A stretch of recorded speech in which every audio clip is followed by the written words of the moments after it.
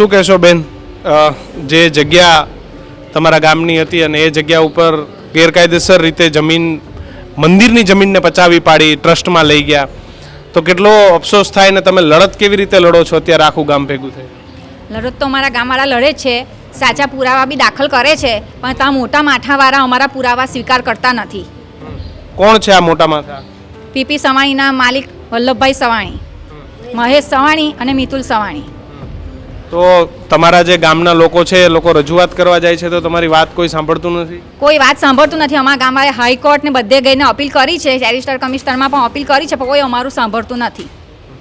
તમને હવે શું માંગ છે, શું અપેક્ષા છે? અમારી માંગ એટલી જ છે કે અમારી મહાદેવની જમીન અમને આપી દેવ ને મંદિરના ટ્રસ્ટમાં અમારા ગામના સભ્યના નામ દાખલ કરો, નહીં કે એકલી પૂંજારીનું. તો આ પૂજારી છે તમારા ગામના, કેટલા વર્ષથી અહીંયા હતા ને એમને કેવી રીતે આ સવાણી ગ્રુપ સાથે રહીને આખી જમીન લઈ લીધી?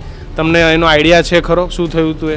એ આઈડિયા મને નથી, પણ મારા બાપ દાદાના વર્ષથી છે એ લોકો અહીંયા, એટલે અમે એના પર ટ્રસ્ટ રાખીને એમને એમ જમીન ખેડવા માટે આપેલી. પછી અમે એ લોકોએ આટલો ભરોસો મૂક્યો, પછી એ લોકોના એના માટે જમીન વેચી દીધી.